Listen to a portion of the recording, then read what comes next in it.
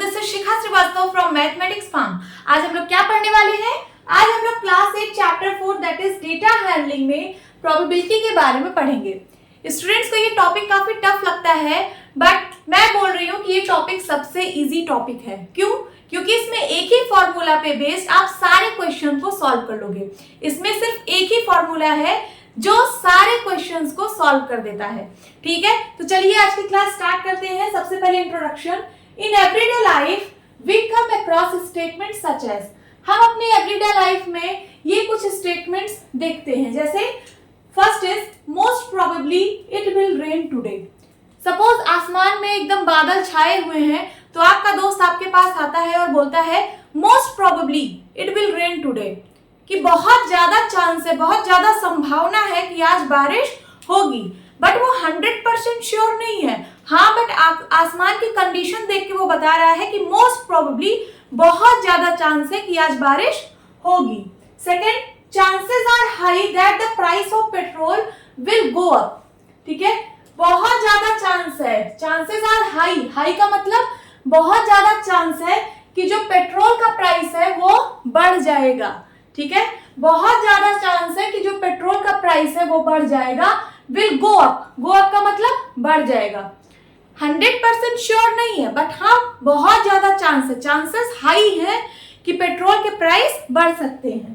Third is I doubt that he will win the race. अब suppose आपके अगल बगल कहीं रेस हो रही है, तो आपका फ्रेंड आपके पास आता है और बोलता है कि I doubt that he will win the race. एक लड़का उसमें दौड़ रहा है, तो आपका दोस्त आपसे बोलता है कि I doubt that he will win the race, मुझे डाउट है कि वो जो लड़का दौड़ रहा है वो इस रेस को जीतेगा। मुझे डाउट है, हो सकता है वो रेस जीत भी जाए, बट वो बोल रहा है कि मुझे डाउट है कि वो रेस जीतेगा। तो यहां देखिए the words most probably, chances, doubt, ये जो वर्ड्स है मोस्ट प्रोबेबली, चांसेस और डाउट, ETC, ETC का मतलब एक्सेट्रा, शो द प्रोबेबिलिटी और अकरेंस ऑफ इवेंट।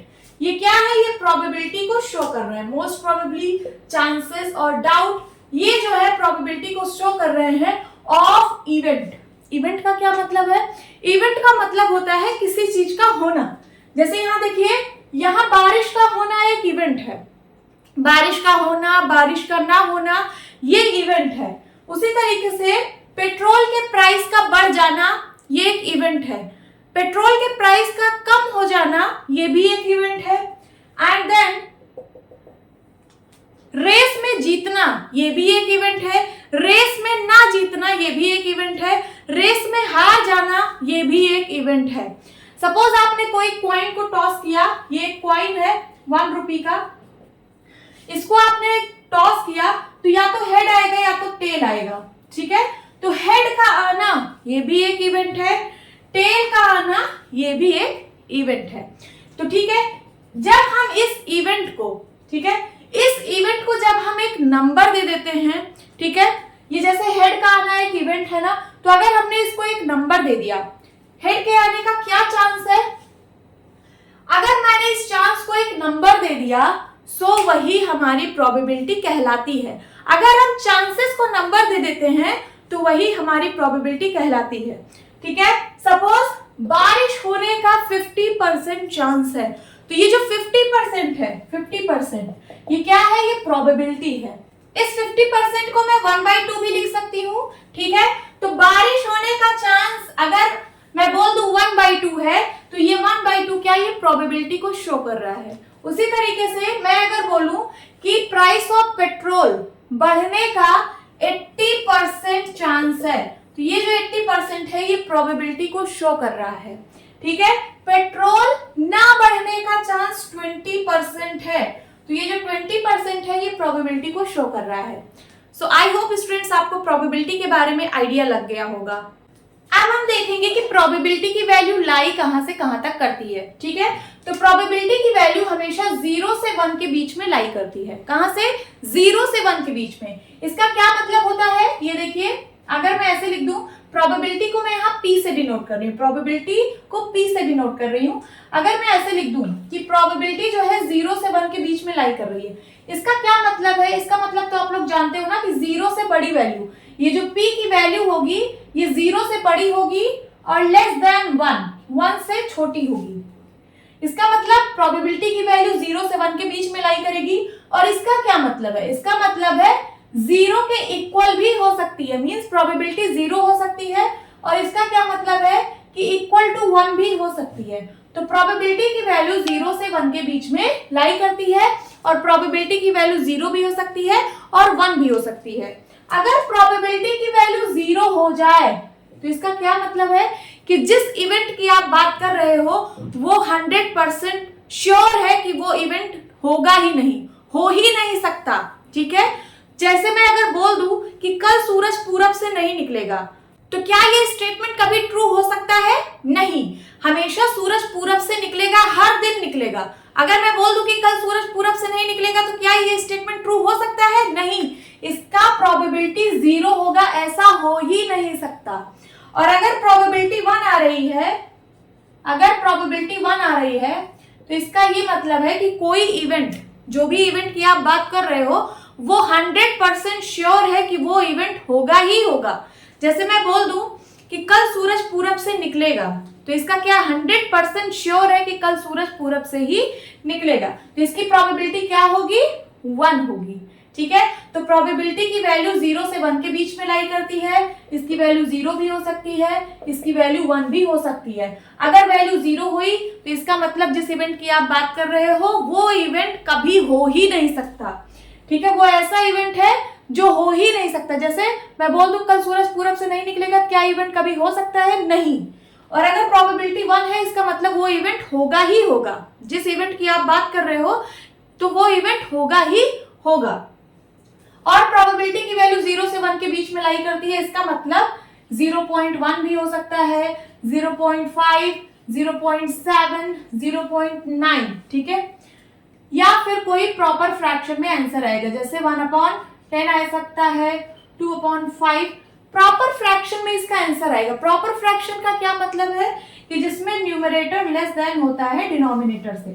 ठीक है, इसकी जो प्रोबेबिलिटी की जो वैल्यू आएगी, ये जो p की वैल्यू आएगी, ये हमेशा प्रॉपर फ्रैक्शन में आएगी।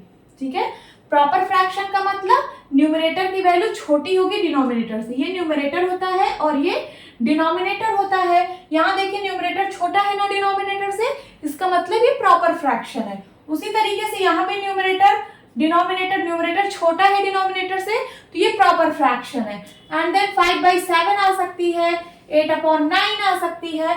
मीन्स हमेशा इसकी वैल्यू प्रॉपर फ्रैक्शन में ही आएगी। क्यों? क्योंकि प्रॉपर फ्रैक्शन को ही तो सॉल्व करने में ऐसी कुछ वैल्यूज आती हैं जो कि 0 से 1 के बीच में लाई करती है। ठीक है, अब चलिए प्रोबेबिलिटी के कुछ बेसिक टर्म्स समझ लेते हैं। ये जो बेसिक टर्म्स हैं, आप जितने भी हायर क्लासेस में जाते जाओगे आपको ये बेसिक टर्म्स मिलेंगे, इसलिए अभी से ही इनको अच्छे से रीड करना आप स्टार्ट कर दो। तो चलिए सबसे पहले है एक्सपेरिमेंट। क्या होता है एक्सपेरिमेंट?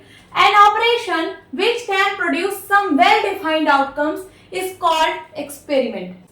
ऐसा ऑपरेशन जो वेल डिफाइंड आउटकम्स दे उसको हम लोग एक्सपेरिमेंट बोलते हैं। ऐसा ऑपरेशन हम लोग करें कि हमको कुछ उसके आंसर मिले, कुछ आउटकम्स मिले, तो हम उसको क्या बोलते हैं? हम उसको एक्सपेरिमेंट बोलते हैं। And each outcome is called event. और जो हर एक आउटकम आता है उसको हम लोग इवेंट बोलते हैं। हम लोग एक एग्जाम्पल के थ्रू समझते हैं क्या ये सारे टर्म्स है, आउटकम्स क्या है, एक्सपेरिमेंट क्या है, इवेंट क्या है, इसको हम लोग एग्जाम्पल से समझते हैं। सपोज एक एग्जाम्पल लिया, टॉसिंग अ कॉइन। मैं कॉइन को टॉस कर रही हूँ, ठीक है, तो ये क्या है? एक्सपेरिमेंट है। मैं एक एक्सपेरिमेंट कर रही हूँ ना, मैंने कॉइन को टॉस किया, ये क्या है? ये एक एक्सपेरिमेंट है। अब इसके आउटकम्स क्या क्या आ सकते हैं? आउटकम्स का मतलब है कि ऑल पॉसिबल वैल्यूज। आप जब कॉइन को टॉस करोगे तो क्या क्या वैल्यूज आ सकती हैं, उसको हम लोग आउटकम्स बोलते हैं। तो जब आप कॉइन को टॉस करोगे तो आपको या तो हेड मिलेगा या तो टेल मिलेगा, तो इसी को हम लोग आउटकम्स बोलते हैं, हेड या फिर टेल। जब आप एक कॉइन को टॉस करोगे तो या तो हेड आएगा या तो टेल आएगा। एंड इवेंट्स क्या होते हैं? ये जो ईच आउटकम है, मतलब हर एक आउटकम को हम लोग इवेंट बोलते हैं। ठीक है, तो इवेंट्स यहाँ क्या क्या है? Getting a head and getting a tail. ठीक है, ये क्या है? इवेंट है। ये जो हर एक आउटकम होता है वो एक इवेंट होता है। अब सपोज मैं एक एक्सपेरिमेंट कर रही हूँ, रोलिंग अ डाई। एक एक्सपेरिमेंट मैंने किया, रोलिंग अ डाई। मैं एक डाई को रोल कर रही हूँ। डाई का मतलब वो जो लूडो वाली गिट्टी होती है जिससे आप लूडो खेलते हो। तो मैं सपोज एक डाई को रोल कर रही हूँ, तो इसके क्या क्या आउटकम्स हो सकते हैं आप मुझे बताइए जरा। आउटकम्स का मतलब ऑल पॉसिबल वैल्यूज। जब आप डाई को रोल करोगे तो क्या क्या आउटकम्स आ सकते हैं, 1 2 3 4 5 6, यही सारे आउटकम्स आ सकते हैं। देन उसके बाद अब इसमें बताइए इवेंट्स क्या क्या बन सकता है। इवेंट्स, इसके बहुत सारे इवेंट्स बन सकते हैं, ठीक है। अगर मैं बोल दूं प्रोबेबिलिटी ऑफ गेटिंग 1, ये भी एक इवेंट है। प्रोबेबिलिटी ऑफ गेटिंग 2, ये भी एक इवेंट है। प्रोबेबिलिटी ऑफ गेटिंग 3, है ना, गेटिंग 5, गेटिंग 6, ये भी एक इवेंट है।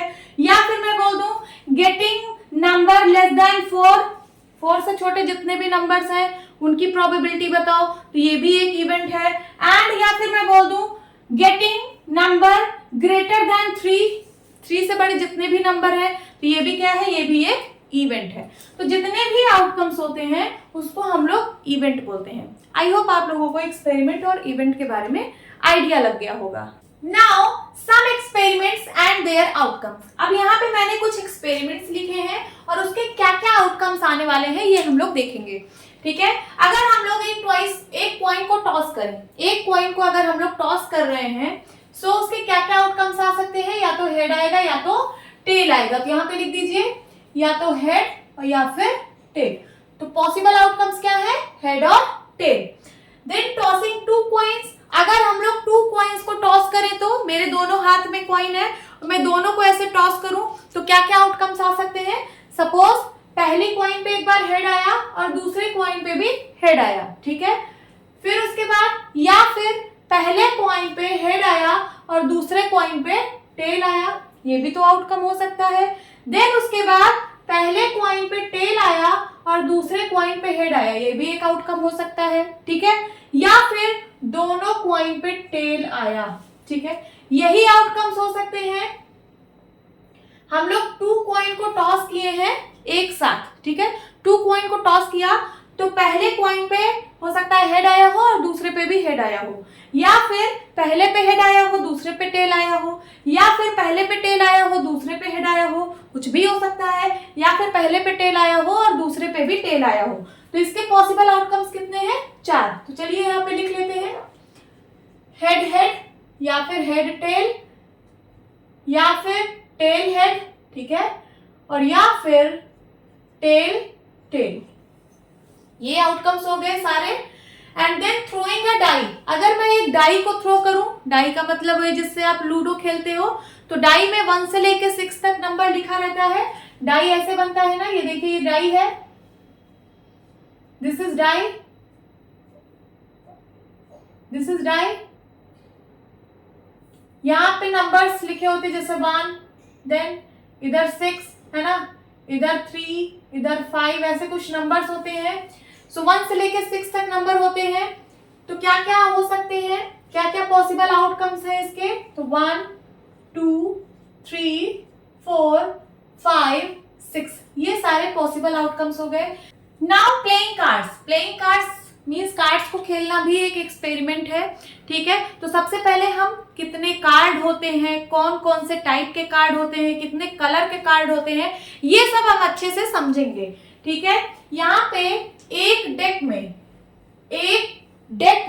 प्लेइंग कार्ड्स का मतलब होता है ताश। प्लेइंग कार्ड्स का मतलब हिंदी में ताश होता है। तो एक ताश के डेक का मतलब गड्डी, एक ताश की गड्डी में टोटल जो कार्ड्स हैं वो 52 कार्ड्स होते हैं, ये शायद आप लोगों को पता होगा। तो प्लेइंग कार्ड्स के डेक में टोटल 52 कार्ड्स होते हैं। It has 13 cards each of 4 type, और उसमें 4 टाइप के कार्ड होते हैं। कौन कौन से, ये 4 टाइप के कार्ड होते हैं, और हर एक टाइप का 13 कार्ड होता है। हर एक टाइप का 13 कार्ड होता है। तो स्पेड का भी 13 कार्ड होगा, क्लब का भी 13 कार्ड होगा, हार्ट का भी 13 कार्ड होगा, एंड डायमंड का भी 13 कार्ड होगा। इस शेप को हम लोग स्पेड बोलते हैं। ये जो शेप है इसको हम लोग स्पेड बोलते हैं। इस शेप को क्लब बोला जाता है, और इस शेप को हार्ट बोला जाता है, एंड इस शेप को डायमंड बोला जाता है। और हर एक शेप के 13 कार्ड होते हैं। कितने? 13। चलिए मैं नंबर लिख देती हूँ। तो कौन कौन से? एस होता है, एस का मतलब इक्का, देन 1 2 3 4 5 6 7 8 9 10।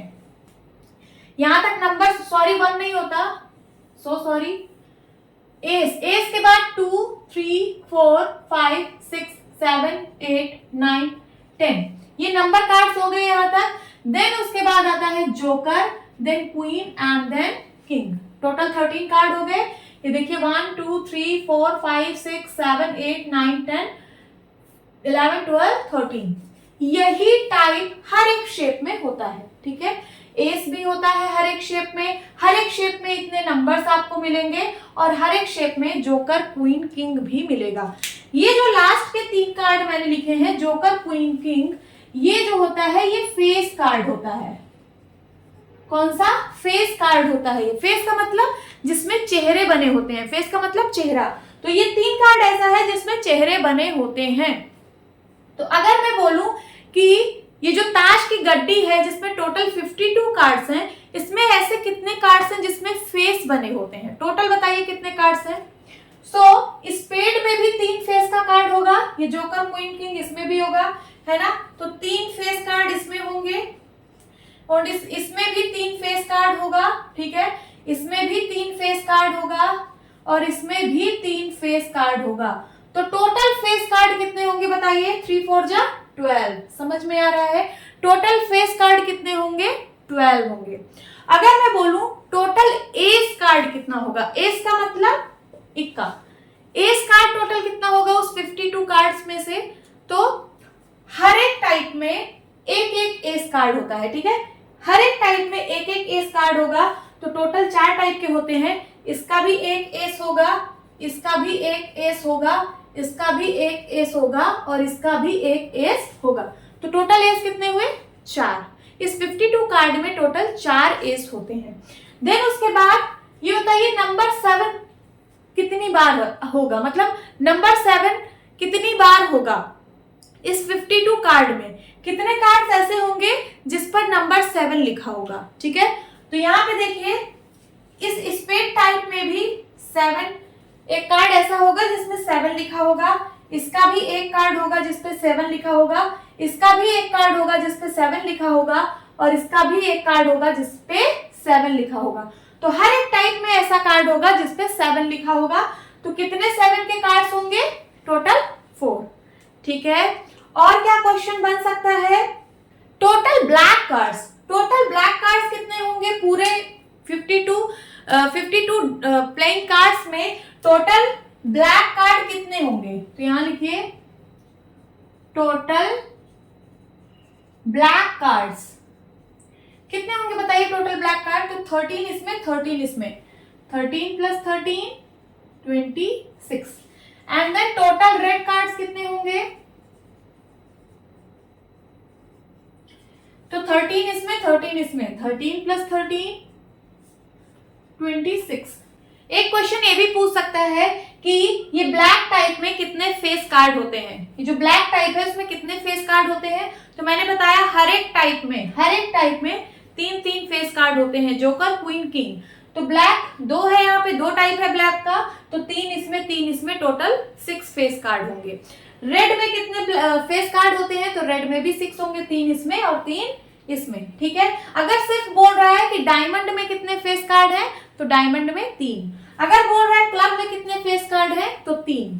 तो जितने भी यहाँ पे क्वेश्चंस बन सकते हैं प्लेइंग कार्ड्स में, मैंने सारा कवर करने की कोशिश की है।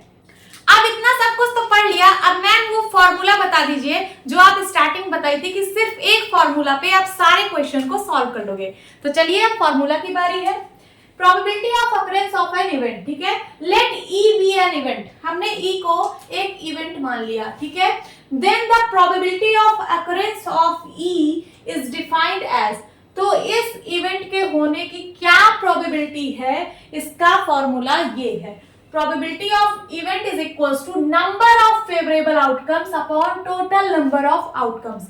सिर्फ यही एक फॉर्मूला है प्रोबेबिलिटी का जिससे आप सारे क्वेश्चंस को सॉल्व कर सकते हो, और कोई फॉर्मूला ही नहीं है प्रोबेबिलिटी में, सिर्फ ये ऐसा फॉर्मूला है जिससे आप सारे क्वेश्चंस को सॉल्व कर सकते हो। तो चलिए एक एग्जांपल मैंने लिया है, यहाँ पे एक एग्जांपल की तरह समझ लेते हैं। जैसे टॉसिंग अ कॉइन, मैंने एक कॉइन को टॉस किया, तो इसमें क्या क्या आउटकम्स आएंगे? ऑल पॉसिबल आउटकम्स, मींस जितने आउटकम्स आ सकते हैं।